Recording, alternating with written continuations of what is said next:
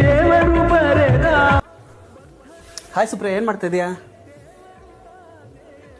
ನಾನು ನೆಮ್ಮದಿಯಾಗಿರೋಕ್ಕಂತೂ ಬಿಡಲ್ಲ ಅಲ್ವಾ ನೀನು? ಮನುಜನ ಮದುವೆಯೋ ಬೊಂಬೆಯ ಮದುವೆಯೋ ತಾಳಿಯು ತಾನೆಯೇ ಸಾಕ್ಷಿ.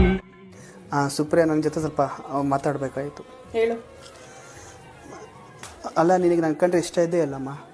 ಅಯ್ಯೋ, ನಿನ್ಗೆ ಎಷ್ಟಲ್ಲಿ ಹೇಳೋದು? ನನಗಂತೂ ಸಾಕಾಗಿದೆ. ನಿನ್ನ ಅದೇನಂತ ನನಗೆ ಮದುವೆ ಮಾಡಿದ್ರು. ನನಗೆ ನಿನ್ನಂತವ್ನು ಇಷ್ಟ ಇಲ್ಲ, ನನಗೆ ದುಡ್ಡಿರೋನ್ ಬೇಕು ಅಂತ ಹೇಳ್ದೆ ತಾನೆ? ನನಗೆ ದುಡ್ಡಿರೋನ್ ಬೇಕು, ನನಗೆ ಇಷ್ಟ ಇಲ್ಲ. ಸರಿ ಬಿಡಮ್ಮ, ನಾನೇನು ನಮ್ಮದೇ ಹಾಳು ಮಾಡೋಷ್ಟು ಕೆಟ್ಟವನಲ್ಲ. ಇವತ್ತಿನ ಸಮಾಜದಲ್ಲಿ ಏನ್ ನಡೀತಾ ಇದೆ ಅನ್ನೋದೇ ಕನ್ಫ್ಯೂಸ್ ಆಗಿದೆ. ದುಡ್ಡು, ಆಸೆ, ಶೋಕಿಗೆ ಮುಗಿಬಿದ್ದು ಜನ ಎಲ್ಲೋ ಒಂದು ಕಡೆ ತಮ್ಮ ಪವಿತ್ರವಾದ ಪ್ರೇಮವನ್ನು ಕಳ್ಕೊಳ್ತಾ ಇದ್ದಾರೆ ಅಂತ ನಿಮಗನ್ನಿಸ್ತಾ ಇಲ್ವಾ? ಬೆಳಕರಿದ್ರೆ ಇದೇ ರೀತಿಯ ಕಥೆಗಳನ್ನು ನಾವು ನೋಡ್ತಾ ಇದ್ದೀವಿ.